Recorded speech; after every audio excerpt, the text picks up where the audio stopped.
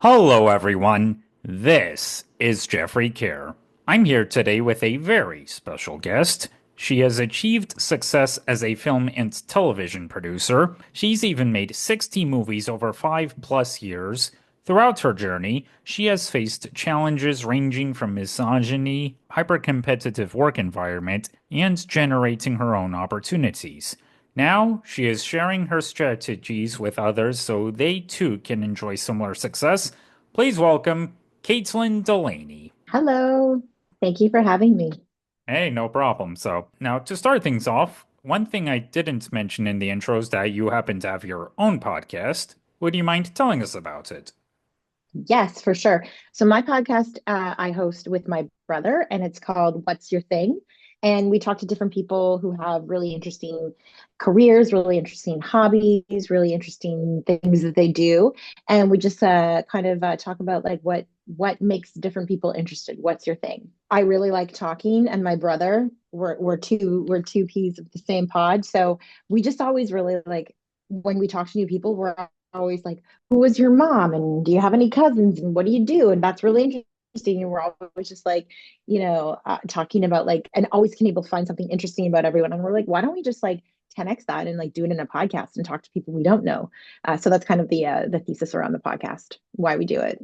Now, this may be asking like picking a favorite child, but do you have a favorite episode you've gotten to do? My favorite episode is actually a video podcast that I did when I took my dad to St. John's, Newfoundland. My dad had never traveled before, and we went there. And so that's absolutely my favorite episode. And did your dad enjoy traveling? Oh my gosh. He called me 2 weeks later. He's like, when are we going back? And I said, I don't know, maybe we'll go to Nunavut. He's like, no, I want to go back to St. John's. And that's where I want to go. And going back to the beginning, how did you first get started in the industry? I knew pretty much out of high school that I wanted to be work in film. So when I left high school, I took a diploma in TV broadcasting, and then after I graduated TV broadcasting, I started as a production assistant, which is like the very like the very bottom of the way that you get in. And it took 10 years, but I ascended to become a producer. So 10 years is actually quite reduced compared to other places. But because I come from a regional market, I was really able to kind of like push myself forward. If I would have been in a hyper competitive, hyper union structured city, I don't know if I would be where I am at the age that I am. So I really think that there's a lot of value in regional markets. And one thing I've done is I've started an online mentoring and training academy to help foster other people who are like me, who want to grow their cities extremely fast, like we did here in Ottawa. I'm from Ottawa, Ontario, Canada. And when I started, when I was a PA, a production assistant, we had like 3 shows a year. And now the city has like 30. And me and my partner Shane at One Department Entertainment Services service half of those movies that come to town every year. And what do you think you learned most on your journey to becoming a producer? That um, producers are they're the head of the ship. They're the thing people that move forward, but you cannot be a successful producer unless you have the backing of a strong crew behind you. Movies are not made in a vacuum. Movies are not made by producers. Movies are made by a specialized team of individuals that come together for a common goal. And if you want to keep those people on your team, you have to be a fair a fair leader and make sure that you're considering your crew and all your decisions. And from what I'm aware of, there are two different types of producers, those who support the director's vision and those that take creative control away from them. How do you usually work with directors? That's an interesting way to put it, because I would say that we're all here to help the director's vision, but the producers are essentially responsible for the budget. So yes, in a lot of cases, especially in a case like where I do, where the budgets are finite, and there's if you're making Spider-Man and you want to do a really cool action sequence, you can make a case that to the studio, and they might give you more money. But for me, when on my budgets that I work on, the budgets are pretty finite. You only have a certain part. So if we have to um say no to a director's vision, it's really not because we don't support the director or we don't think that their ideas are valued. It's just that we really have to be mindful that we have to make sure that we have enough money for everything. So we can't spend all our money in shooting the movie because we have to keep a significant portion for finishing the movie in post production and our deliverables. So we just have to look at everything um, holistically. So that's why I would say no to something to a director, especially if we're late in the pre-production process or while we're shooting, because we would have had many conversations about how the movie was going to be shot. So if while we're shooting a expensive idea came up, then it unless I could move a bunch of money around, it is likely I might say no because I'm protecting that back end. I'm protecting the post production and the deliverables that need to happen. Well, yeah, it's important, no matter what, it's important to make sure everything is, going fine because otherwise, well, you have one troubled production and, well, the end results of the production at films, well, speaks for itself. Mm-hmm. Mm-hmm.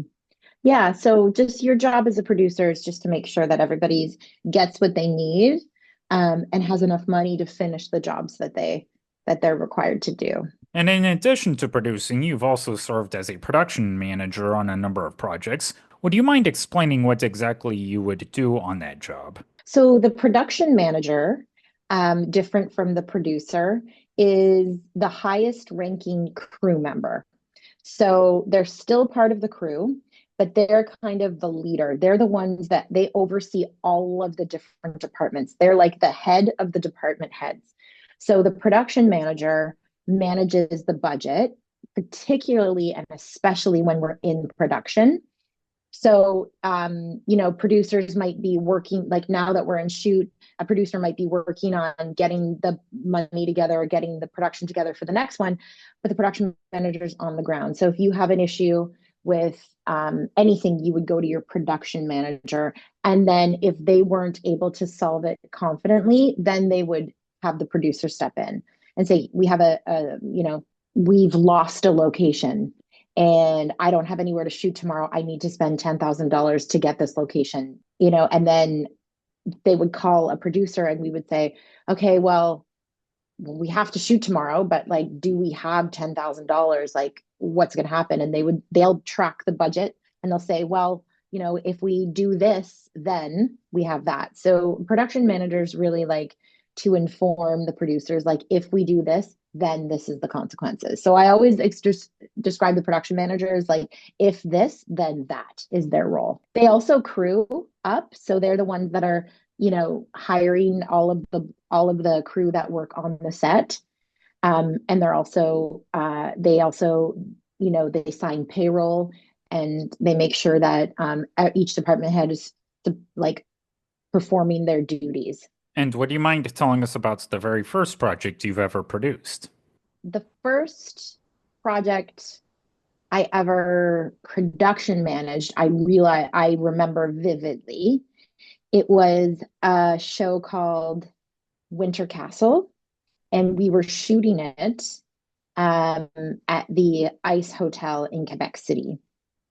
And the weather was turning, which meaning that the ice hotel was going to melt. So that was a really stressful situation because we were making sure that we were shooting everything, making it look pristine, whereas we knew that it could get warm any day and it could start melting around us. So that was pretty stressful, but it was also really fun. And if you were to watch the movie today, everybody that worked on that movie did a great job because you can't tell that we were eminently could be in a big rainfall inside. So we were also what's called a distant location. So we had to travel our cast and crew a far distance from Ottawa to Quebec City, which was stressful to find accommodations for everybody outside of Quebec City. But it was also extremely fun because it was a high pressure situation and we were away from home, which made it very stressful, but very fun at the same time. You've also worked quite a bit in television. What would you say are the differences between producing for TV and producing for film? Producing for TV and producing for film, the two major things are television series take much longer to shoot than films.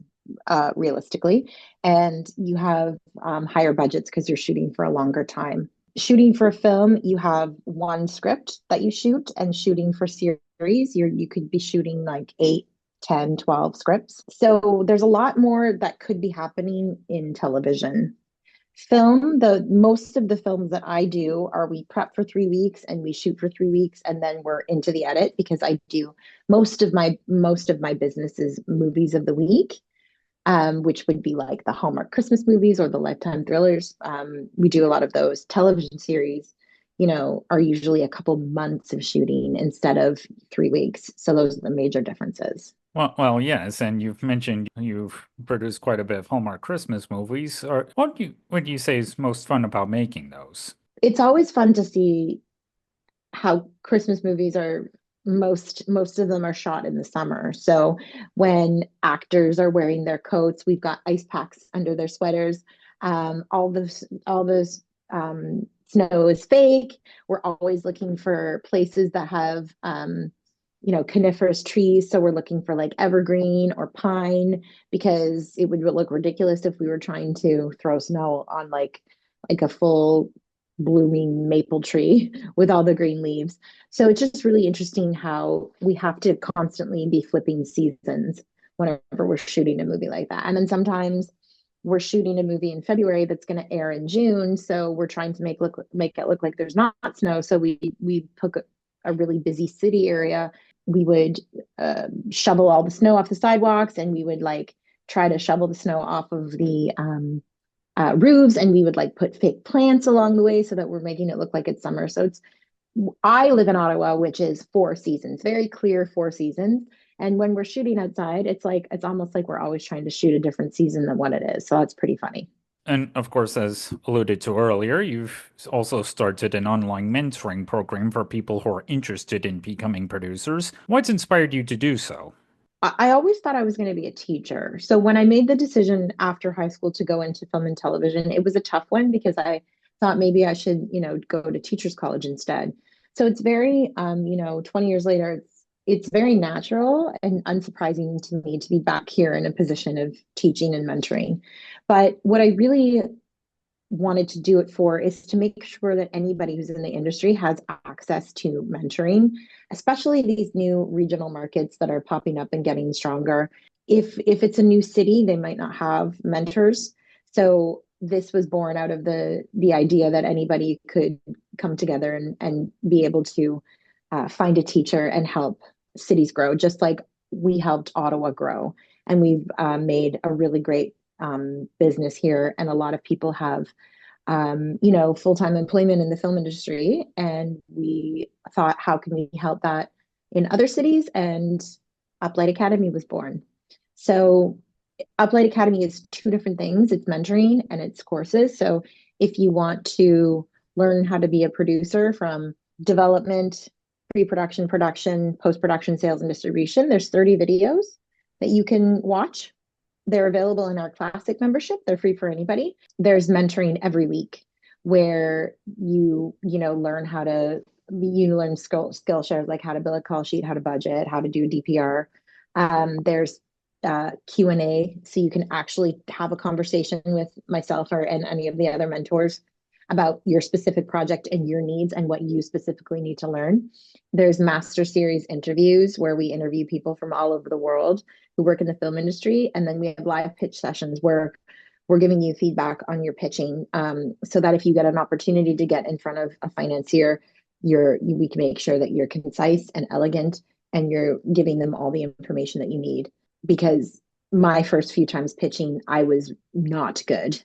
So we want to just make sure that other people don't blow it like I did, essentially. And what do you enjoy most about working in the Ottawa film industry? I like that we have the ability to do a bunch of different size budgets and productions. We can do anything from $1 million indie to a 20 million studio movie, and we've done that in the same year. So it's very interesting to be here. And I like the consistency of what we've provided so that we have, the film industry provides very interesting, well-paying jobs. And I like that, you can have an interesting, well-paying job and stay in a regional market. And for those who'd like to pursue a career in the industry, where do you think would be a good place to start? There's a few things that you need to ask yourself if you want to get into the industry. It's not 9 to 5. You work overnights, you work weekends sometimes. It depends on your filming schedule. So you just have to, really first decide if you're willing to commit that kind of time to a project. And then if you are, I always encourage people to get on set and, just get into any department that you can, talk to people, learn about what you want to do, and then present yourself to the departments that you think you might want to work in. And be consistent, show up, be consistent, and do a good job. And if your department heads will have no choice but to hire you. It's just very natural to have somebody who's motivated, who wants to be there, and who's interested in being part of the team. And of course, the film industry is always evolving. Now, out of curiosity, where do you see it going within the next 10 years or so? So right now it's February 2025, and we've just come out of COVID and then a writer strike and then an actor strike. I, for the first time, don't, I can't anticipate where it's going right now. Um, I think there's a real shakeup in who the broadcasters are, what they want to be, and how they want to interact with the public. So I hope it stays as busy. But I do think one thing that I do think is going to happen is I think that productions are going to move to smaller and lesser known areas just because of, those locations haven't been seen on TV a bunch of times. Rural markets are cheaper to shoot in. There's more tax incentive when you're in a rural market. So I think the trend will be to move into regional markets. Well, yeah, I mean, we live in a world where we see epic films like The Creator, Godzilla Minus One, and The Brutalist all made on much smaller production budgets than usual, yet they still look so massive in scope. So, hey, maybe that's probably a sign of where we're going. Yeah, I do think though that, we'll have our epic, well, I think like Lucasfilms has, movies 10 years down the line. I think we'll always have those big epic space operas or, superhero movies that, just by nature will take $20 million. But I don't know if we'll have as many of the in-betweens, the like, 30, $40 million. So, will we have the 200 million? Then will we have the five? Like, that's what I'm kind of trying to figure out right now is where these budgets are going to sit. How much can we pay with still making a profit is something that I think all the studios and independent financiers are trying to figure out right now. Yeah. Although, as Cord Jefferson said when he accepted his adapted screenplay Oscar last year for American Fiction, studios, instead of putting all your resources into one $200 million plus film a year, put it into 20 $10 million films a year because, the next Christopher Nolan's, the next Martin Scorsese's, or the next Greta Gerwig's, they're all out there. Yeah, that's a totally valid point. But I don't think we'll see the stop of the Captain Americas or the, Marvel movies. Those are really bankable. Those movies get many other movies made. And they're just, I think the spectacle of it is why people will line up at a theater. The spectacle and the great storytelling, people will line up at a theater. So I think it's just like, a little bit of both. Well, yeah, that I can definitely see happening. Mhm. Before we go, do you have any upcoming projects that you'd like to share with us? I'm working on 3 movies for some of the streamers right now that they'll be out like late fall. But I really just want to say if anybody's interested, go to Uplight, Uplight, uplight.ca, and take the courses. They're free. And if you like them, tell people about it. If you don't, tell me about it. That's all we're asking you to do right now. Caitlin, I thank you very much for devoting your time to this conversation. It was great getting to talk to you. Great. Thank you so much. And for those who'd like to keep up with your career, where can people find you on the internet? So uplight.ca, or I'm just only on Instagram, and it's Uplight Academy, up underscore light underscore academy on Instagram. And thanks again for joining me today, Caitlin. This was great. Thank you so much.